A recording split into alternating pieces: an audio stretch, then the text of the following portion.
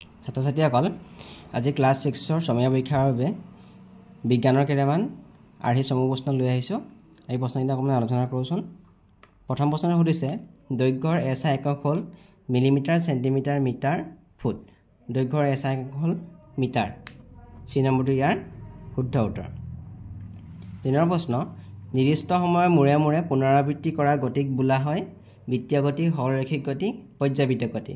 নিৰ্দিষ্ট সময়ৰ ব্যৱধানত পুনৰাবৃত্তি কৰা গতিক বোলা হয় পৰ্যাবৃত্ত গতি। চি নম্বৰটো ইয়াৰ শুদ্ধ উত্তৰ। 3 নম্বৰ প্ৰশ্ন বাইচাইকেলৰ চকাৰ গতি হৈছে পৰ্যাবৃত্ত গতি, বৃত্তীয় গতি, সৰলৰৈখিক গতি। বাইচাইকেলৰ চকাৰ গতি হৈছে বৃত্তীয় গতি। বি নম্বৰটো ইয়াৰ শুদ্ধ উত্তৰ। 4 নম্বৰ প্ৰশ্ন আমাৰ আঁঠুৰ সন্ধি হ'ল কব্জা সন্ধি, বল আৰু চকেট সন্ধি, অচল সন্ধি। আমাৰ আঁঠুৰ সন্ধি হ'ল কব্জা সন্ধি। এই নম্বৰটো ইয়াৰ শুদ্ধ উত্তৰ। 5 নম্বৰ প্ৰশ্ন কোমলাস্থিৰ উদাহৰণ হ'ল আঙুলি, ঊৰ্ধ্বহনু, কাণৰ লতি। কাণৰ লতি হ'ল কোমলাস্থিৰ উদাহৰণ। 6 নম্বৰ প্ৰশ্ন তলৰ কোনটো অশুদ্ধ? ছাঁ আৰু প্ৰতিবিম্ব একেই, পোহৰে সদায় সৰলৰৈখিক দিশত গতি কৰে, কাঁচ এবিধ স্বচ্ছ পদাৰ্থ। আমি যদি চি নম্বৰটো চাওঁ, কাঁচ এবিধ স্বচ্ছ পদাৰ্থ, কাঁচৰ মাজেৰে পোহৰ পাৰ হৈ যাব পাৰে, গতিকে এইটো হ'ল শুদ্ধ। পোহৰে সদায় সৰলৰৈখিক দিশত গতি কৰে, গতিকে এইটোও শুদ্ধ। পোহৰ সদায় সৰলৰৈখিক দিশত গতি কৰে, পোনে পোনে গতি কৰে। ছাঁ আৰু প্ৰতিবিম্ব একেই, এইটো আমাৰ অশুদ্ধ। ছাঁ আৰু প্ৰতিবিম্ব একেই নহয়, গতিকে এই নম্বৰটো ইয়াৰ ৰাইট অপশ্যন।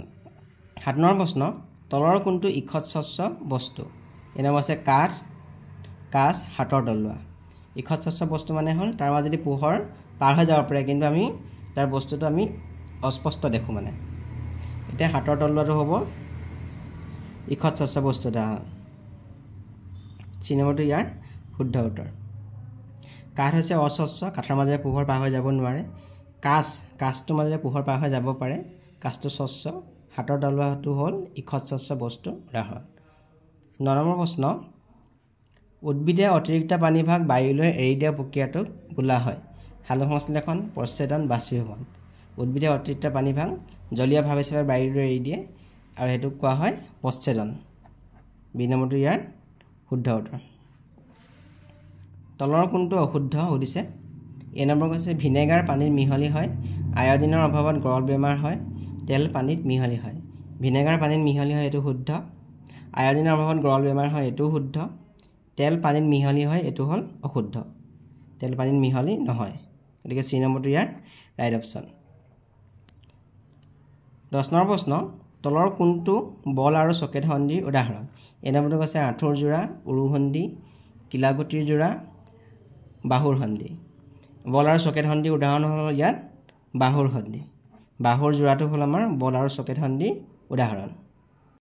11 নম্বৰ প্ৰশ্ন তলৰ কোনটো ভিটামিনৰ অভাৱত স্কাৰ্ফি বেমাৰ হয়? Vitamin A, vitamin B, vitamin D, vitamin C. Vitamin চিৰ অভাৱত স্কাৰ্ফি বেমাৰ হয়, গতিকে ৰাইট অপশ্যনটো হ'ল অপশ্যন ডি। তলৰ কোনটো জোখ আটাইতকৈ সৰু? 30 চেণ্টিমিটাৰ, 50 মিলিমিটাৰ, 5 মিটাৰ, 2 কিলোমিটাৰ। আমি জানো যে একেবাৰে সৰু জোখটো হৈছে মিলিমিটাৰ, তাৰপিছত চেণ্টিমিটাৰ, ইয়াত মিটাৰ, তাৰপিছত কিলোমিটাৰ। কিলোমিটাৰ আটাইতকৈ ডাঙৰ হ'ব। 50 মিলিমিটাৰ ইয়াত আটাইতকৈ সৰু জোখ, গতিকে বি নম্বৰটো ইয়াৰ শুদ্ধ উত্তৰ। 13 নম্বৰ প্ৰশ্ন এখন আইনাত তোমাৰ মুখখন দেখা পোৱা, সেয়া তোমাৰ কি হয় সুধিছে? ছাঁ হয় নে প্ৰতিবিম্ব হয়? আইনাত যে আমি মুখখন দেখোঁ সেইটো ছাঁ হয় নে প্ৰতিবিম্ব হৈ সুধিছে? সেইটো হৈছে আমাৰ প্ৰতিবিম্ব। বি নম্বৰটো ইয়াৰ শুদ্ধ উত্তৰ। তলৰ কোনটো এটা প্ৰাণীজাত প্ৰটিনৰ উদাহৰণ? প্ৰাণীজাত প্ৰটিন মানে হ'ল সেই প্ৰটিনবিধ প্ৰাণীৰ পৰা পোৱা যায়। ৰহৰ দাইল, ৰহৰ দাইলটো হ'ল উদ্ভিদজাত প্ৰটিন, মানে উদ্ভিদৰ পৰা পায়। মটৰ মাহটো হ'ল উদ্ভিদজাত প্ৰটিন। চয়াবিন হ'ল উদ্ভিদজাত প্ৰটিন। এতিয়া ডি নম্বৰটো আছে গাখীৰ, গাখীৰটো প্ৰাণীৰ পৰা পোৱা যায়, এইটো এবিধ প্ৰটিনজাতীয় পদাৰ্থ সামগ্ৰী, গতিকে ডি নম্বৰটো ইয়াৰ শুদ্ধ উত্তৰ, প্ৰাণীজাত প্ৰটিন। 15 নম্বৰ প্ৰশ্ন তলৰ কোনটো ভিটামিন এৰ এটা উৎস? মধুৰিআম, আমলখি, মাছ, গাজৰ। ইয়াত ডি নম্বৰটো গাজৰটো হ'ব এটা ভিটামিন এৰ উৎস। Please subscribe and share my videos.